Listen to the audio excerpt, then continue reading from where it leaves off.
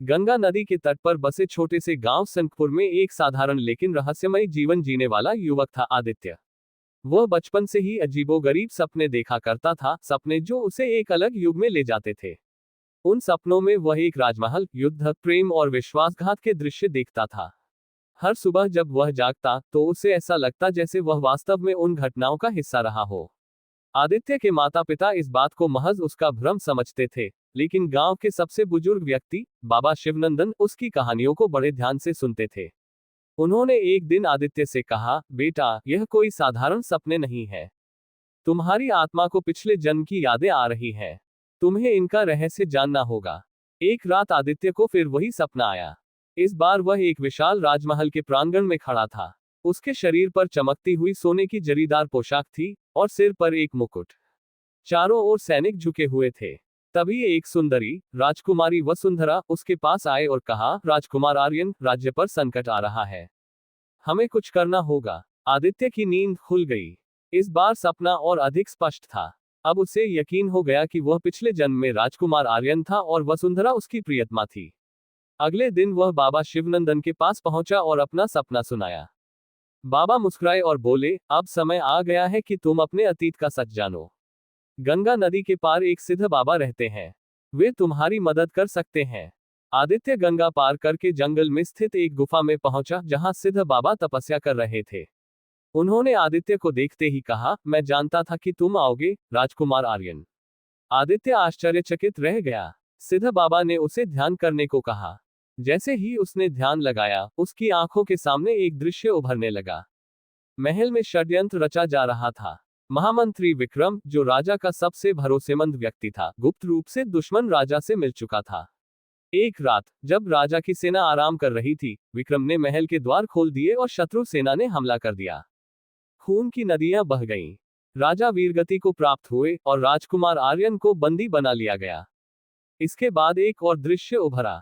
राजकुमार आर्यन को दुश्मन राजा ने मृत्युदंड की सजा दी थी, लेकिन राजकुमारी वसुंधरा ने अपनी जान की बाजी लगाकर उसे बचाने की कोशिश की। वह शत्रु की तलवार के आगे आ गई और उसकी मृत्यु हो गई।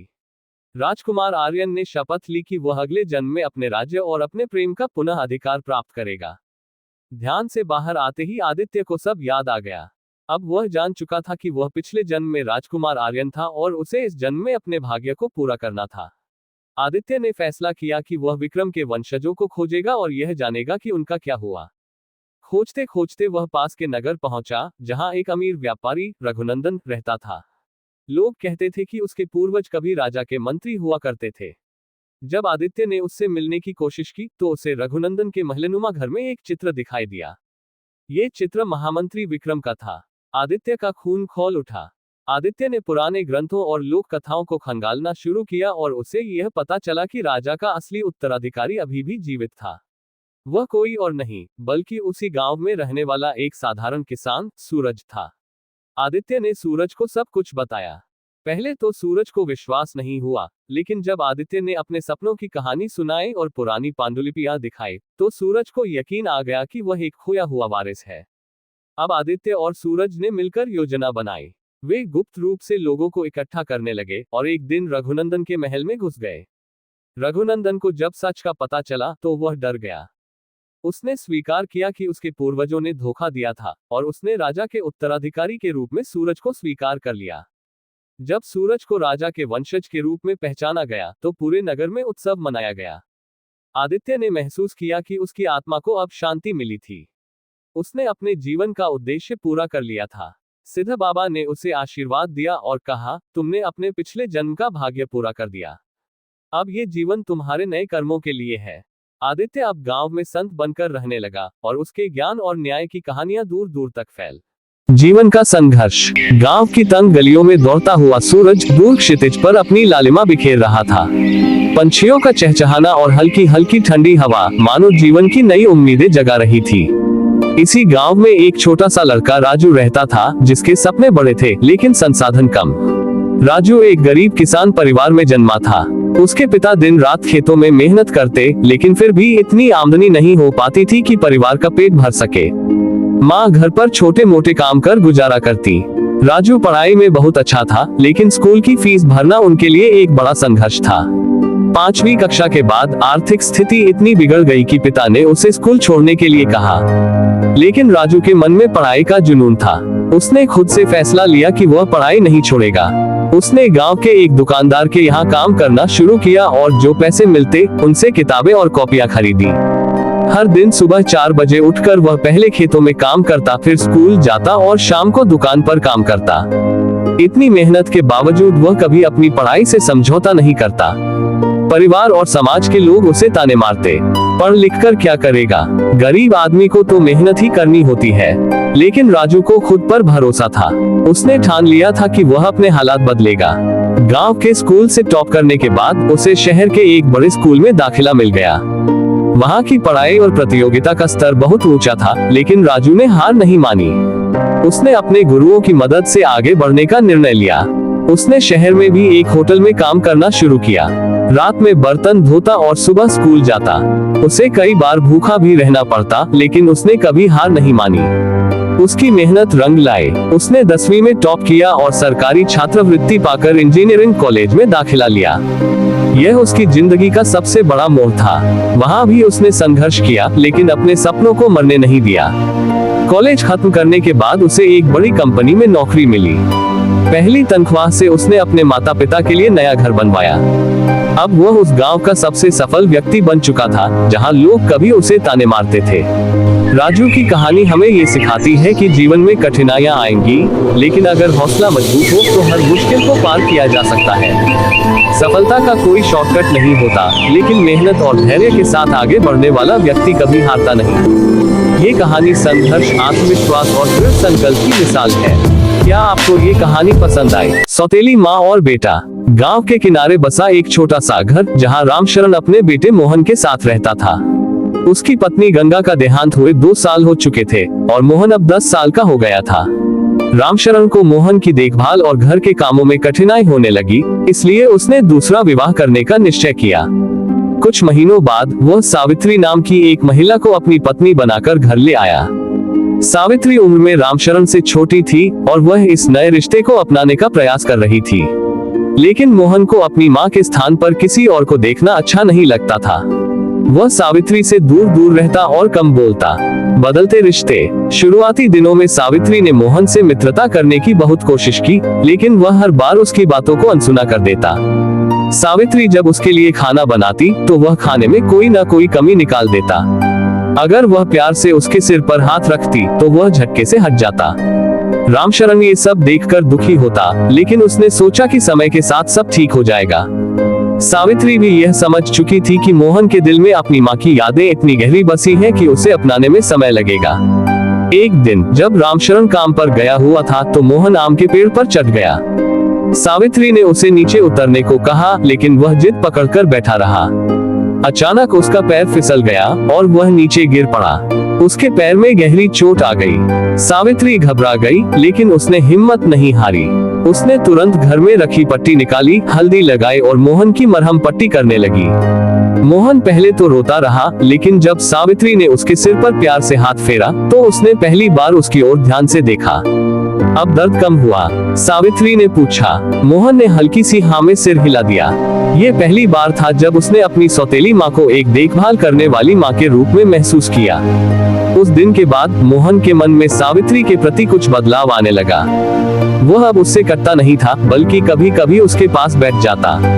सावित्री भी उसकी छोटी छोटी जरूरतों का ध्यान रखने लगी। अगर वह उदास होता तो वह उसे कहानियां सुनाती और धीरे धीरे मोहन उसकी कहानियों में रुचि लेने लगा। एक दिन जब रामशरण काम से लौटा तो उसने देखा कि मोहन और सावित्री हंसी मजाक कर रहे थे। ये देखकर उसके मन को अपार सुख मिला। उसने महसूस किया कि अब उसका बेटा सावित्री को स्वीकार करने लगा है। समय बीतता गया और सावित्री और मोहन का रिश्ता और भी गहरा होता गया। अब मोहन बिना किसी झिझक के उसे माँ कहकर पुकारने लगा। सावित्री ने भी उसे दिल से अपनाया और उसके सुख दुख का हिस्सा बन गई। इस तरह एक सौतेली माँ और बेटे का रिश्ता धीरे धीरे प्रेम और विश्वास में बदल गया। सावित्री ने साबित कर दिया कि खून का रिश्ता ही नहीं, बल्कि प्रेम और देखभाल भी एक रिश्ते को सजीव बना सकते हैं। गांव की रहस्यमयी किताब। गहरे जंगलों और ऊंची पहाड़ियों से घिरे एक छोटे से गांव में, जहां सूरज की रोशनी भी छन छन कर आती थी, एक प्राचीन ग्रंथालय था। ये ग्रंथालय वर्षों से वीरान पड़ा था क्योंकि गांव में किसी को भी किताबों में रुचि नहीं थी। मगर यह कोई साधारण ग्रंथालय नहीं था। यहाँ एक ऐसी किताब थी जिसके बारे में कई दंत कथाएं प्रचलित थी। कहते हैं कि इस किताब में अजीब शक्तियां थी। जिसने भी इसे खोला उसका जीवन बदल गया। कुछ कहते थे कि किताब भविष्य बताती है, तो कुछ मानते थे कि यह किताब खुद ही घटनाओं को अंजाम देती है। लेकिन डर के कारण किसी ने इसे कभी खोलने की हिम्मत नहीं की। एक दिन गांव में एक युवक अर्जुन आया। वह एक खोजी प्रवृत्ति का था और रहस्यों को सुलझाने में रुचि रखता था। जब उसे इस किताब के बारे में पता चला तो उसका मन रोमांच से भर गया। गांव वालों ने उसे चेताया कि वह इस किताब से दूर रहे, परंतु अर्जुन की जिज्ञासा कम नहीं हुई। अर्जुन ने रात के अंधेरे में ग्रंथालय की ओर कदम बढ़ाए। अंदर का माहौल ठंडा और भयानक था। धूल से भरी अलमारियों के बीच सबसे ऊपरी शेल्फ पर एक पुरानी चमड़े की जिल्द वाली किताब रखी थी। उस पर धुंधले अक्षरों में लिखा था, विधि की पुस्तक। उसने कांपते हाथों से किताब को उठाया और जैसे ही पहला पन्ना पलटा, तेज हवा का झोंका आया और ग्रंथालय की मोमबत्तियां अपने आप जल उठी। अर्जुन के सामने कुछ शब्द प्रकट हुए, जो लिखा है वही होगा, जो होगा वही लिखा जाएगा। अर्जुन को ये समझ नहीं आया कि इसका क्या अर्थ है। उसने आगे पढ़ना शुरू किया। किताब में उसके जीवन की घटनाएं लिखी हुई थी, यहाँ तक कि वह इस समय किताब पढ़ रहा है ये भी लिखा था। उसे विश्वास नहीं हुआ। उसने पन्ने पलटे और भविष्य के बारे में पढ़ने लगा। किताब में लिखा था कि अगले दिन गांव में एक अजनबी आएगा और उसके साथ कुछ अजीब घटनाएं घटेंगी। अर्जुन ने ये पढ़कर किताब बंद कर दी और घर लौट आया। अगली सुबह जैसा किताब में लिखा था, एक अजनबी गांव में आया। वह एक लंबा काले कपड़े पहने व्यक्ति था जिसकी आंखें अजीब ढंग से चमक रही थी। गांव वालों ने उसे पहले कभी नहीं देखा था। अर्जुन का मन विचलित हो गया। उसने वापस ग्रंथालय जाकर किताब खोली और आगे पढ़ा। उसमें लिखा था कि यह अजनबी गांव के लिए खतरा साबित होगा और अगर अर्जुन ने उसे नहीं रोका तो गांव का विनाश हो जाएगा। अर्जुन ने किताब को और गहराई से पढ़ा तो उसे पता चला कि यह किताब सिर्फ भविष्य नहीं बताती, बल्कि इसे बदल भी सकती थी। अगर वह इसमें कुछ लिखता तो वह सच हो जाता। ये जानकर अर्जुन ने एक पृष्ठ पर लिखा, अजनबी गांव छोड़कर चला जाएगा और गांव सुरक्षित रहेगा। अर्जुन ने जैसे ही लिखा, अजनबी के चेहरे पर अचानक डर की छाया आई और वह बिना कुछ कहे गांव छोड़कर चला गया।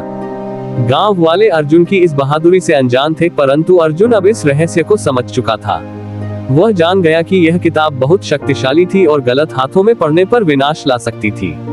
अर्जुन ने अंततः किताब के आखिरी पृष्ठ पर लिखा, किताब हमेशा के लिए गायब हो जाएगी और कोई इसे फिर कभी नहीं पाएगा।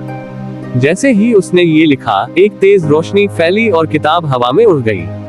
ग्रंथालय की दीवारें हिलने लगी और कुछ ही पलों में किताब वहां से गायब हो गई। अर्जुन ने राहत की सांस ली। उसने गांव को एक बड़े खतरे से बचा लिया था, परंतु उसके मन में एक सवाल हमेशा के लिए रह गया, क्या सच में किताब हमेशा के लिए गायब हो गई, या ये कहीं और किसी और की कहानी लिखने चली गई। ईमानदार किसान और जमींदार। गंगा किनारे बसा एक हरा भरा गांव था जहां लोग मिलजुल कर रहते थे। उसी गांव में रामू नाम का एक किसान रहता था। वह बहुत ईमानदार और मेहनती था।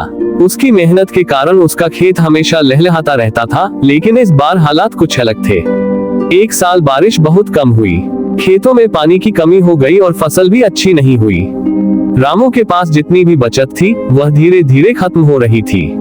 उसे अगली फसल के लिए बीज, खाद और कुछ जरूरी सामान खरीदना था, लेकिन उसके पास पैसे नहीं थे। रामू के पास कोई और उपाय नहीं था, इसलिए वह गांव के जमींदार ठाकुर साहब के पास गया। ठाकुर साहब अमीर थे और गांव के कई लोगों को कर्ज देते थे, लेकिन वे बहुत सख्त इंसान थे और ऊंची ब्याज दर पर ही पैसे देते थे। कर्ज लेना मजबूरी बन गया। रामू ने ठाकुर साहब से मदद की गुहार लगाई। ठाकुर साहब, इस बार बारिश नहीं हुई, मेरी फसल भी खराब हो गई। मुझे अगली फसल के लिए बीज और खाद चाहिए। अगर आप कुछ पैसे उधार दे दें तो मैं अगली फसल के बाद चुका दूंगा। ठाकुर साहब ने ठंडी आंखों से रामू को देखा और बोले, मैं तुम्हें पैसे दे सकता हूँ, लेकिन याद रखना मुझे ब्याज के साथ लौटाने होंगे। अगर समय पर पैसे नहीं मिले तो तुम्हारी जमीन मेरे कब्जे में आ जाएगी। रामू के पास कोई और रास्ता नहीं था। उसने शर्त मान ली और जमीन के कागज पर उधार की मुहर लगाकर पैसे ले लिए। उसने उन पैसों से बीज और खाद खरीदी और पूरी मेहनत से अपने खेतों में काम करने लगा। इस बार मौसम अच्छा रहा, बारिश समय पर हुई और रामू की फसल बहुत अच्छी हुई। उसने सोचा कि अब वह ठाकुर साहब का कर्ज चुका देगा और अपने खेत को बचा लेगा। लेकिन किस्मत को कुछ और ही मंजूर था। जब रामू फसल काटकर अनाज को बाजार में बेचने गया तो अचानक अनाज के दाम गिर गए। उसे उम्मीद से बहुत कम पैसा मिला। जितना उसने सोचा था उतना पैसा वह इकट्ठा नहीं कर पाया। रामू चिंता में पड़ गया। उसके पास अब भी ठाकुर साहब के कर्ज को पूरा चुकाने के लिए पैसे कम थे। रामू भारी मन से ठाकुर साहब के पास पहुंचा और बोला, ठाकुर साहब, मैंने अपनी पूरी कोशिश की, लेकिन इस बार बाजार में अनाज के दाम गिर गए। मैं आधे पैसे चुका सकता हूँ, बाकी पैसे देने के लिए मुझे थोड़ा समय और चाहिए। ठाकुर साहब ने गुस्से में कहा, रामू, तुम जानते हो कि मेरी शर्त क्या थी? अगर तुम समय पर कर्ज नहीं चुकाते तो तुम्हारी जमीन मेरी हो जाएगी। रामू ने हाथ जोड़कर विनती की, बस थोड़ा सा समय दे दीजिए, अगली फसल के बाद मैं पूरा कर्ज चुका दूंगा। लेकिन ठाकुर साहब को दया नहीं आई। उन्होंने गांव के लोगों के सामने ऐलान कर दिया कि रामू की जमीन अब उनकी हो गई है। रामू बहुत दुखी था। उसने अपना सारा जीवन इसी जमीन को जोतने में लगा दिया था। गांव के लोग भी यह अन्याय देखकर दुखी हुए। वे जानते थे कि रामू ईमानदार और मेहनती किसान है और ठाकुर साहब ने उस पर अन्याय किया है। गांव के बुजुर्गों ने ठाकुर साहब से कहा, ठाकुर साहब, रामू हमेशा ईमानदारी से अपना कर्ज चुकाता है, उसे थोड़ा और समय दे दीजिए, वह आपका पूरा कर्ज चुका देगा। लेकिन ठाकुर साहब अपनी जिद पर अड़े रहे। उन्होंने कहा, यह मेरा नियम है और नियम सबके लिए एक जैसा होता है। गांव वालों ने आपस में चर्चा की और एक बड़ा फैसला लिया। सभी किसानों ने मिलकर अपनी थोड़ी थोड़ी बचत इकट्ठा की और रामू की मदद के लिए आगे आए। उन्होंने जितना संभव था उतना पैसा जमा किया और ठाकुर साहब को दिया। गांव वालों की एकता और प्रेम देखकर ठाकुर साहब को भी महसूस हुआ कि उन्होंने रामू के साथ गलत किया। उन्होंने बाकी का कर्ज माफ कर दिया और कहा, रामू, तुम ईमानदार किसान हो और तुम्हारे गांव वाले भी बहुत अच्छे इंसान हैं। मैं तुम्हारी जमीन तुम्हें वापस देता हूँ। रामू की आंखों में आंसू आ गए। उसने गांव वालों को धन्यवाद दिया और कहा, आप सभी ने मेरी मदद करके ये साबित कर दिया कि जब हम एक दूसरे के साथ खड़े होते हैं तो कोई भी मुश्किल हमें हरा नहीं सकती। इस घटना के बाद गांव में भाईचारे की भावना और भी मजबूत हो गई। ठाकुर साहब ने भी अपने नियमों को थोड़ा नरम किया और भविष्य में किसानों के साथ इंसाफ करने का वादा किया। रामू की कहानी हमें सिखाती है कि ईमानदारी और मेहनत कभी व्यर्थ नहीं जाती। जब हम सच्चे होते हैं तो लोग हमारे साथ खड़े होते हैं और कोई भी संकट हमें हरा नहीं सकता। साथ ही ये कहानी यह भी बताती है कि समाज में एकता और सहयोग बहुत जरूरी है। जब लोग एक दूसरे की मदद करते हैं तो हर मुश्किल आसान हो जाती है। ईमानदार किसान और जमींदार। गंगा किनारे बसा एक हरा भरा गांव था जहां लोग मिलजुल कर रहते थे। उसी गांव में रामू नाम का एक किसान रहता था। वह बहुत ईमानदार और मेहनती था। उसकी मेहनत के कारण उसका खेत हमेशा लहलहाता रहता था, लेकिन इस बार हालात कुछ अलग थे। एक साल बारिश बहुत कम हुई। खेतों में पानी की कमी हो गई और फसल भी अच्छी नहीं हुई। रामू के पास जितनी भी बचत थी वह धीरे धीरे खत्म हो रही थी। उसे अगली फसल के लिए बीज, खाद और कुछ जरूरी सामान खरीदना था, लेकिन उसके पास पैसे नहीं थे। रामू के पास कोई और उपाय नहीं था, इसलिए वह गांव के जमींदार ठाकुर साहब के पास गया। ठाकुर साहब अमीर थे और गांव के कई लोगों को कर्ज देते थे, लेकिन वे बहुत सख्त इंसान थे और ऊंची ब्याज दर पर ही पैसे देते थे। कर्ज लेना मजबूरी बन गया। रामू ने ठाकुर साहब से मदद की गुहार लगाई। ठाकुर साहब, इस बार बारिश नहीं हुई, मेरी फसल भी खराब हो गई। मुझे अगली फसल के लिए बीज और खाद चाहिए। अगर आप कुछ पैसे उधार दे दें तो मैं अगली फसल के बाद चुका दूंगा। ठाकुर साहब ने ठंडी आंखों से रामू को देखा और बोले, मैं तुम्हें पैसे दे सकता हूँ, लेकिन याद रखना, मुझे ब्याज के साथ लौटाने होंगे। अगर समय पर पैसे नहीं मिले तो तुम्हारी जमीन मेरे कब्जे में आ जाएगी। रामू के पास कोई और रास्ता नहीं था। उसने शर्त मान ली और जमीन के कागज पर उधार की मुहर लगाकर पैसे ले लिए। उसने उन पैसों से बीज और खाद खरीदी और पूरी मेहनत से अपने खेतों में काम करने लगा। इस बार मौसम अच्छा रहा, बारिश समय पर हुई और रामू की फसल बहुत अच्छी हुई।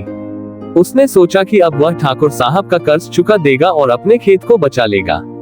लेकिन किस्मत को कुछ और ही मंजूर था। जब रामू फसल काटकर अनाज को बाजार में बेचने गया तो अचानक अनाज के दाम गिर गए। उसे उम्मीद से बहुत कम पैसा मिला। जितना उसने सोचा था उतना पैसा वह इकट्ठा नहीं कर पाया। रामू चिंता में पड़ गया। उसके पास अब भी ठाकुर साहब के कर्ज को पूरा चुकाने के लिए पैसे कम थे। रामू भारी मन से ठाकुर साहब के पास पहुंचा और बोला, ठाकुर साहब, मैंने अपनी पूरी कोशिश की, लेकिन इस बार बाजार में अनाज के दाम गिर गए। मैं आधे पैसे चुका सकता हूँ, बाकी पैसे देने के लिए मुझे थोड़ा समय और चाहिए। ठाकुर साहब ने गुस्से में कहा, रामू, तुम जानते हो कि मेरी शर्त क्या थी? अगर तुम समय पर कर्ज नहीं चुकाते तो तुम्हारी जमीन मेरी हो जाएगी। रामू ने हाथ जोड़कर विनती की, बस थोड़ा सा समय दे दीजिए, अगली फसल के बाद मैं पूरा कर्ज चुका दूंगा। लेकिन ठाकुर साहब को दया नहीं आई। उन्होंने गांव के लोगों के सामने ऐलान कर दिया कि रामू की जमीन अब उनकी हो गई है। रामू बहुत दुखी था। उसने अपना सारा जीवन इसी जमीन को जोतने में लगा दिया था। गांव के लोग भी यह अन्याय देखकर दुखी हुए। वे जानते थे कि रामू ईमानदार और मेहनती किसान है और ठाकुर साहब ने उस पर अन्याय किया है। गांव के बुजुर्गों ने ठाकुर साहब से कहा, ठाकुर साहब, रामू हमेशा ईमानदारी से अपना कर्ज चुकाता है, उसे थोड़ा और समय दे दीजिए, वह आपका पूरा कर्ज चुका देगा। लेकिन ठाकुर साहब अपनी जिद पर अड़े रहे। उन्होंने कहा, यह मेरा नियम है और नियम सबके लिए एक जैसा होता है। गांव वालों ने आपस में चर्चा की और एक बड़ा फैसला लिया। सभी किसानों ने मिलकर अपनी थोड़ी थोड़ी बचत इकट्ठा की और रामू की मदद के लिए आगे आए। उन्होंने जितना संभव था उतना पैसा जमा किया और ठाकुर साहब को दिया। गांव वालों की एकता और प्रेम देखकर ठाकुर साहब को भी महसूस हुआ कि उन्होंने रामू के साथ गलत किया। उन्होंने बाकी का कर्ज माफ कर दिया और कहा, रामू, तुम ईमानदार किसान हो और तुम्हारे गांव वाले भी बहुत अच्छे इंसान हैं। मैं तुम्हारी जमीन तुम्हें वापस देता हूँ। रामू की आंखों में आंसू आ गए। उसने गांव वालों को धन्यवाद दिया और कहा, आप सभी ने मेरी मदद करके ये साबित कर दिया कि जब हम एक दूसरे के साथ खड़े होते हैं तो कोई भी मुश्किल हमें हरा नहीं सकती। इस घटना के बाद गांव में भाईचारे की भावना और भी मजबूत हो गई। ठाकुर साहब ने भी अपने नियमों को थोड़ा नरम किया और भविष्य में किसानों के साथ इंसाफ करने का वादा किया। रामू की कहानी हमें सिखाती है कि ईमानदारी और मेहनत कभी व्यर्थ नहीं जाती। जब हम सच्चे होते हैं तो लोग हमारे साथ खड़े होते हैं और कोई भी संकट हमें हरा नहीं सकता। साथ ही ये कहानी यह भी बताती है कि समाज में एकता और सहयोग बहुत जरूरी है। जब लोग एक दूसरे की मदद करते हैं तो हर मुश्किल आसान हो जाती है।